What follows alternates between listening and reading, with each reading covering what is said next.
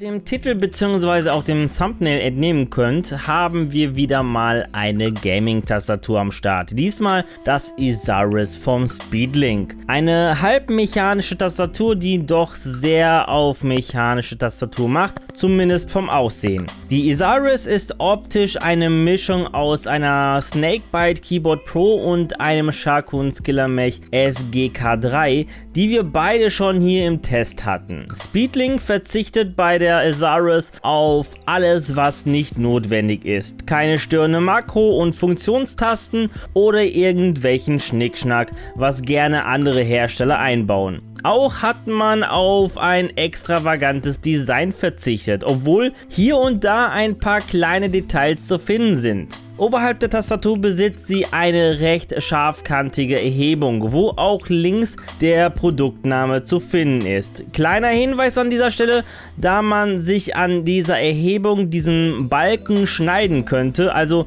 es besteht eine kleine Verletzungsgefahr. Dies ist aber zurückzuführen darauf, dass die Tastatur etwas unsauber verarbeitet wurde. Ein weiteres Detail ist die Leertaste, wo wir den Schriftzug Speedlink wiederfinden, und auch die WASD-Tasten besitzen ein besonderes Design. Die Full-Size-Tastatur wird ähnlich wie bei der Snakebite-Tastatur in einem 3-Schichten-Gehäuseaufbau angeboten. Die erste Schicht ist der Boden aus Kunststoff in Schwarz, wo die technischen Komponenten verbaut sind. Darauf kommt eine relativ durchsichtige Kunststoffplatte und zum Abschluss befindet sich darauf ein Gehäusedeckel aus Aluminium. Die Tastenkappen bzw. Keycaps sind traditionell in der leicht konkav geformten Blockform. Die Isaris macht an sich ein viel größeres Geheimnis um ihre Schalter, denn nicht nur optisch, sondern auch haptisch fühlen und von der Akustik hören sich die Schalter wie mechanische Switches an. Doch wenn man sich genau die Schalter anschaut und sie mit sehr viel Gefühl bewegt, kann man eine Membran erfühlen. Auch ist das Klicken bei dieser Tastatur sehr auffällig und auch laut.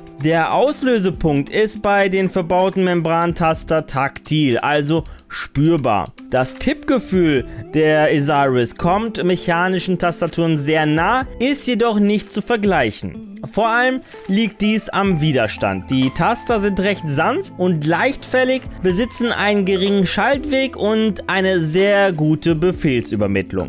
Ich konnte im Gaming-Betrieb wie auch im Office-Betrieb keinen Tasten verschlucken oder ähnliches feststellen, was auch für das Anti-Ghosting mit 26 Key Rollover spricht.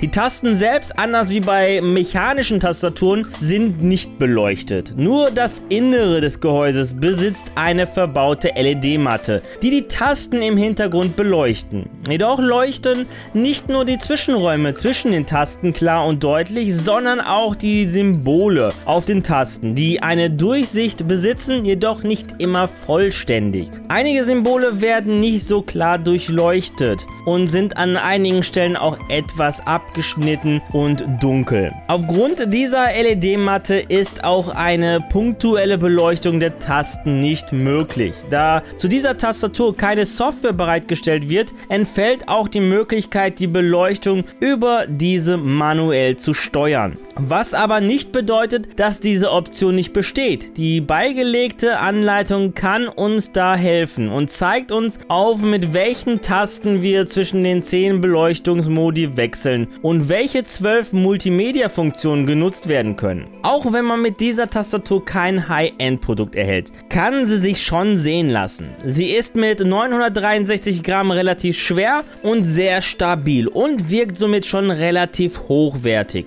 Verbunden wird die Tastatur mit einem ca. 1,8 Meter langen schwarztextil ummantelten USB-Typ A-Kabel, was auch relativ hochwertig wirkt. Speedlink liefert ihr Produkt in einer recht einfachen, jedoch robusten Pappverpackung, wo sich das Speedlink Isaris Gaming Keyboard befindet, wie auch ein dazugehöriges Handbuch. Gelistet ist die Gaming-Tastatur bei Speedlink für ca. 40 €. Unser Fazit: Die Full-Size Gaming-Tastatur von Speedlink ist eine sehr gute Einsteigertastatur, die ich auch bedenkenlos empfehlen kann, mit der Berücksichtigung auf den Preis. Sie besitzt alles, was man benötigt, in einem sehr aufgeräumten und schlichten Design. Einzig die Verarbeitungsqualität ist bei dieser stabilen und robusten Tastatur zu bemängeln.